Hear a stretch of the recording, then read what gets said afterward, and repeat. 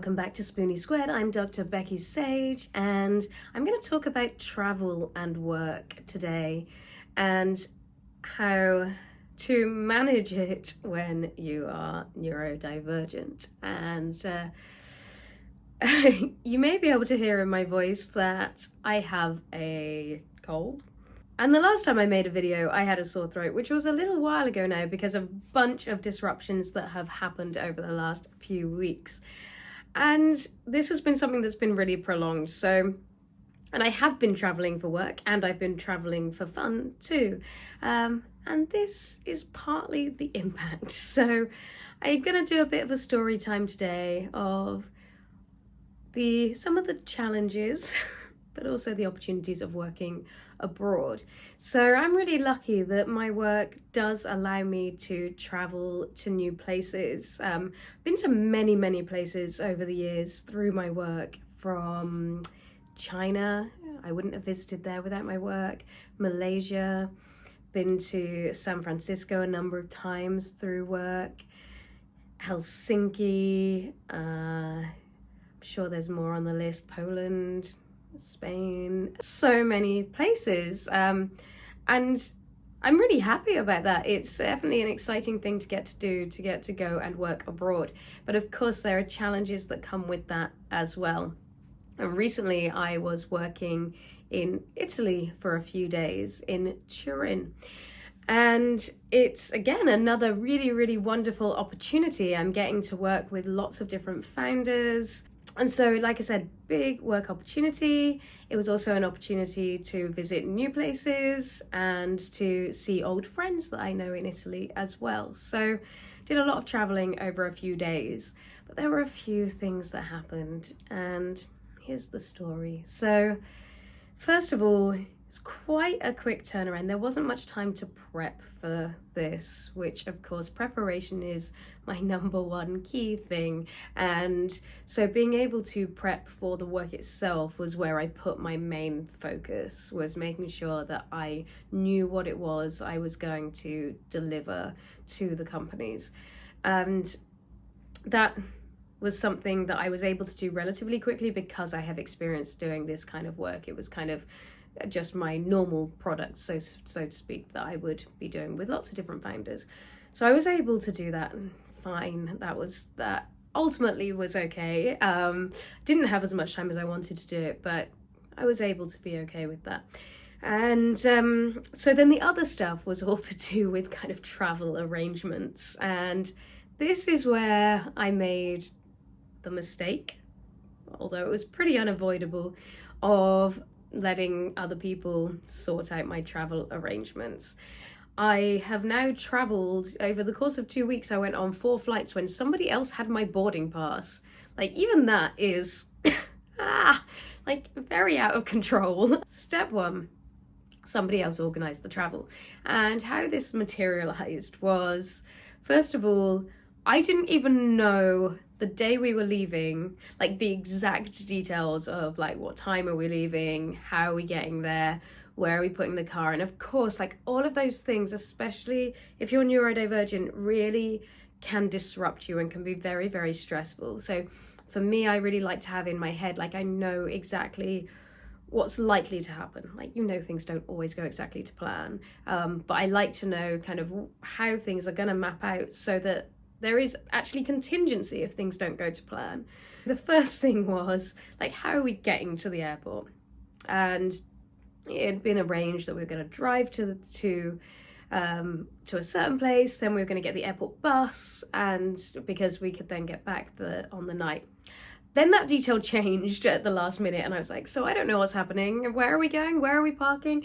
How does this work? Can we actually get taxis from the airport or to the airport?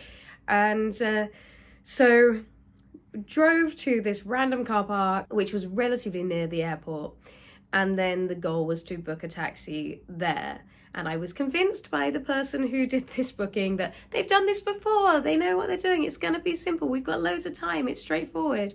There were no taxis. Like, Uber doesn't even come to this place. And there's only one taxi cab in this village, and so had to sit and wait for 45 minutes in this car park for a car to come. So already I'm like, okay, we're a little later to the airport than I thought. Then, because somebody else had done the booking, I realised, in fact this was whilst we were that day, I'd realised that my name on the booking form was not the same name as on my passport. And in the past, when that's happened, I've not been allowed on a flight. I've had to go and get it changed. I've had to rebook. I've had to pay to get rebookings happen. So it was like, oh my gosh, this is going to take time. Is this going to take money? Thankfully, they didn't seem to mind that Becky was not the same as the name on my passport. So that didn't end up being a problem, but it was certainly a source of additional stress. So it was like the car thing, the stress thing. Then we get to the airport, and it was funny, like I could sit down with the person who'd arranged the travel arrangements. We'd had time to do that, and I was like, oh, and so it doesn't matter, you know, our hotel has 24-hour reception, right? Because we're not going to get there till late. And they were like, I don't know. So then we had to check and see if there was 24-hour reception on the hotel. Guess what? There was not 24-hour reception on our hotel. And then our flight got delayed. So there was no way we were going to get to this hotel in time to get there to check in. So we ring the hotel, and thankfully, like very, very kindly actually of the hotel, they were able to cancel the booking, refund the whole booking, and kind of leave us to it. So then at 9 o'clock in the evening at the airport in the UK, trying to find a hotel for that night that had 24-hour booking, that were the 24-hour reception that was between where we were going to fly in and Turin, which was about a 2-hour drive. So and I should say we were due to have a 9 a.m. meeting in Turin the next day. It's already 9 p.m. and we're like, we're waiting for our flight and all the rest of it, and don't have a hotel for that night. So eventually kind of rang around, lots and lots of searching on the internet, calling different people because it wasn't clear who had a 24-hour reception. And we were able to book something. And again, maybe I should have taken over the reins at this point, but the person I was with sent a message and said, we'll be there by midnight. Is that going to be okay? Now, I could see the clock ticking. I could see our plane getting further and further delayed. We were not going to be there by midnight. And so by the time we arrived at our airport destination, we arrived into Milan and then had to pick up a car. So at that point, I had to email the person who at the hotel and say, we're not going to be there by midnight. Like, is this going to be okay? And you know, assuming like me, I didn't really know much about the hotel. It did not look like a big chain hotel, which has just people on the desk 24 hours. And it turns out it wasn't. It was like it was just somebody who owns like this little, very, very nice, actually, I'd love to go back there, bed and breakfast. But she was just waiting up for us to come and check us in. So we had to email and say it's going to be later. I don't think she even picked up the email. So called when we were on the way and said, really, really sorry, it's definitely not going to be midnight. Like, we're not even leaving Milan until midnight. It's going to be much later than that. So got into this hotel at, I think, 1:30 in the morning. And like I said, still due to be in Turin at 9 a.m. for a meeting the next morning. Thankfully, she was still there. We were able to check in and got a few hours sleep. Now, we also then decided to try and push the meeting a little bit, because the meeting was not the important thing that we're there for. The important thing I was there for was to run a session in the afternoon, and the last thing I wanted to be was like so stressed out and like tired from not having any sleep that I then wouldn't be able to deliver properly in the afternoon. So I ended up pushing it back, but still only got like a few hours sleep before having to get up, because this hotel, like the hotel we managed to find was also a dog leg, and it wasn't on the way. So it was like we were up in the mountains, we had this view of the lake. It was just like the nicest place. It was so blessed to be able to wake up and be in that place, but it was also like, now I've got to get in, there's no time to like chill out here. And again, the lovely person had created this amazing breakfast, and I couldn't eat any of it because it all had gluten in it, and I can't have gluten. So it was just like one thing after another. They did eggs for me, which I was very grateful for, and a cappuccino, which I was immensely grateful for. And so eventually kind of drove down, made our way to Turin. Still didn't have a hotel for that night. So then everything actually went very, very well that day, which was the actual working day. And I felt very pleased with how things went, with how we ran the session, with how I connected to the founders that I was working with, and to the team that was there in Turin as well. Some of whom I knew already, some of them I didn't.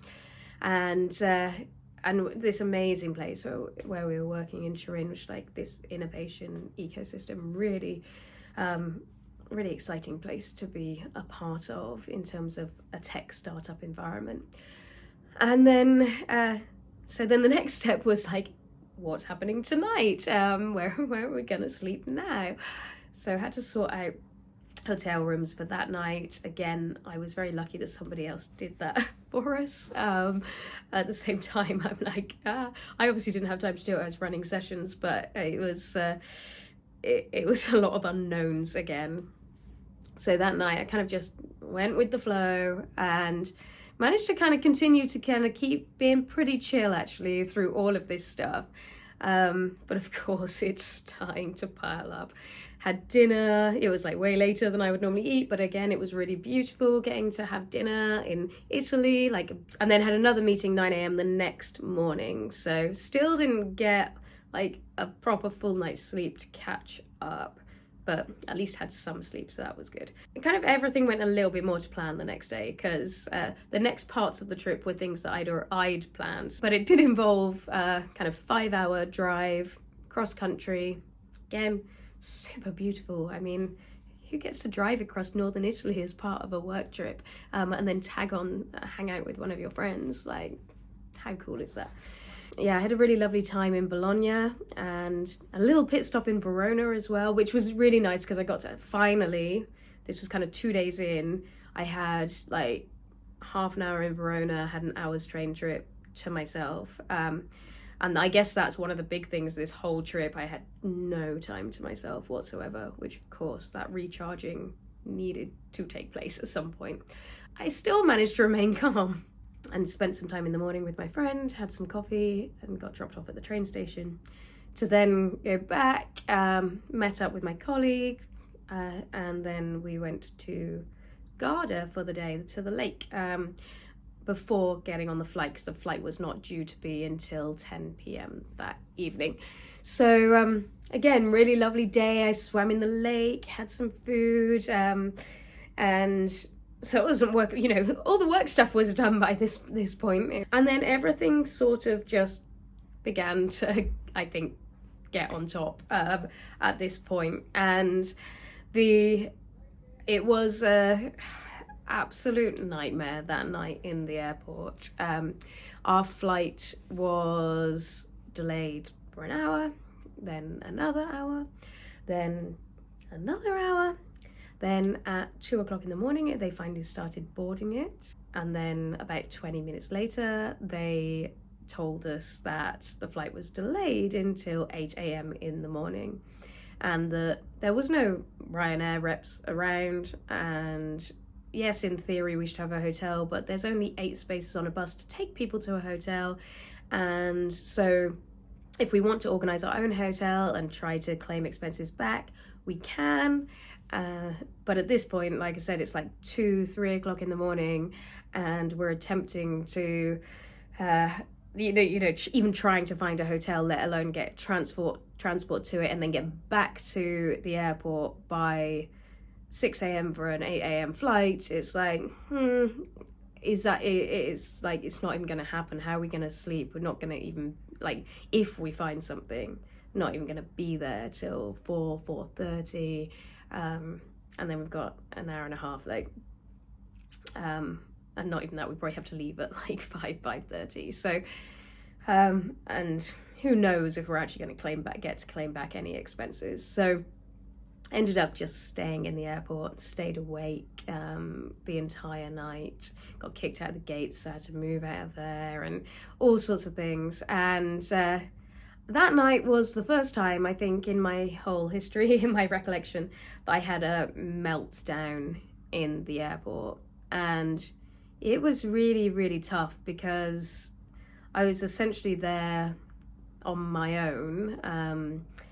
And whilst there was a colleague there, I was kind of keeping a distance because I just didn't want to like be seen, I guess. And it was really, really rough, actually, a very, very tough time. It was just like all of those things, all of that lack of control, all of that lack of routine, that lack of alone time, just like built up, and I just couldn't cope anymore at all. And so kind of found myself like little nooks in the airport just to like have a meltdown in. And it was a really, really tough night. Eventually got on the plane, got home, got on a different plane actually, ended up booking a new flight which had paper boarding passes. So I finally had my own boarding pass for the second time that we had to go through security and through the gates for that night. Got on a different flight, which was at 9 or 10 a.m. in the morning. It was a real challenge, but I would say throughout all of it, despite the meltdown, my mental health has remained really quite strong, and my physical health not so much. But interestingly, I have not had an autoimmune flare-up at this point. There's been no issues with my joints, which often happens when I go through this. The fatigue hasn't been that bad, although I've had a sinus infection, I've had a sore throat, a chest infection, all of the rest of it. So I physically have caught a virus that has knocked me out a little bit. But again, like, the impact has not been as bad as I would think it would be going through all of those things, which is like just one thing on top of the other. And I think there are two factors involved. One is that I was so focused on all the blessings. And I think more broadly in my life, I feel in control right now. So even though there were like small moments which felt really out of control, the bigger picture of my life, I feel safe, I feel secure, I feel like things are fitting into place and going to plan. Like in getting this work in Turin, that was like a part of the plan. I didn't know it'd be that, but that type of work. So everything was kind of fitting into place. So I think that I had this like underlying, just much, much more sense of safety and security. And coupled with that is, like I said, this feeling of being able to really recognize the positives. An attitude of gratitude is obviously something that is like, sounds cliche, but it actually works so much for me. It's one of the most important things. It's like, what are we focusing on? Because that is the thing that's going to impact how we feel, how we behave, how we move forward in our lives. So for me, focusing on the positives, and I was very lucky, like I've had the positives of just being on a holiday in Greece, which was amazing, and being on going to Italy.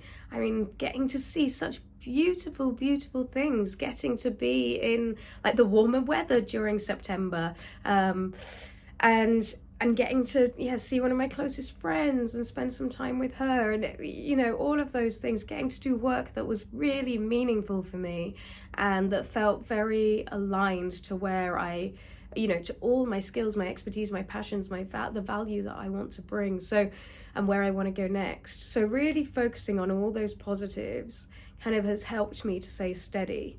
The last thing is that the accepting the other things, the bad things, so to speak, and or the impact of that. So for example, the meltdown in the past, like something like that, I would have either tried to totally resist it and cover it up and just like hold everything inside and maybe just not, especially in a public space.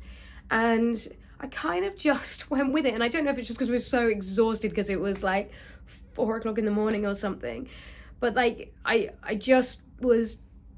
kind of let it happen, and I was able to be in it, and it was horrible, but and the whole experience felt very traumatic, but I sort of was able to let it happen and then process it.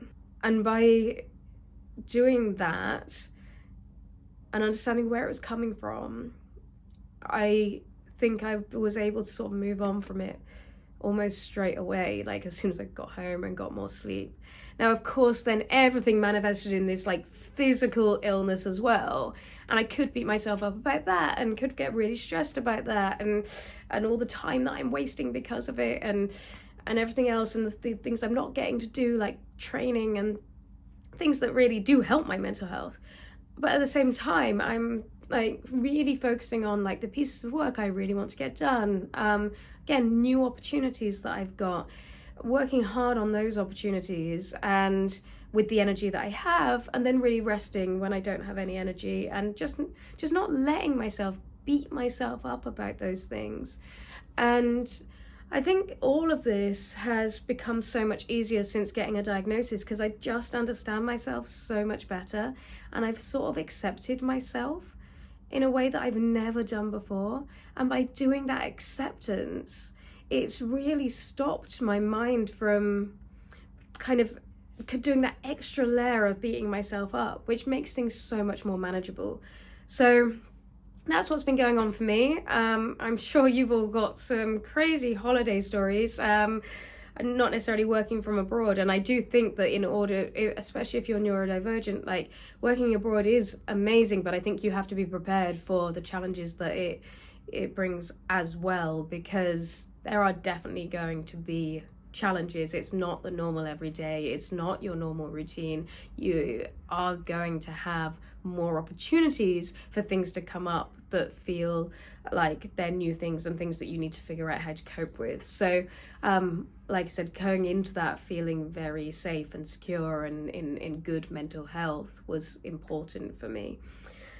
I hope you're all having a lovely day, and I look forward to seeing you again very, very soon. I should be back to my normal schedule now, so I'll see you soon. And do let me know in the comments if you've had similar experiences, or if you've got any other questions about what it is to be a Spoonie in the workplace. See you soon. Bye.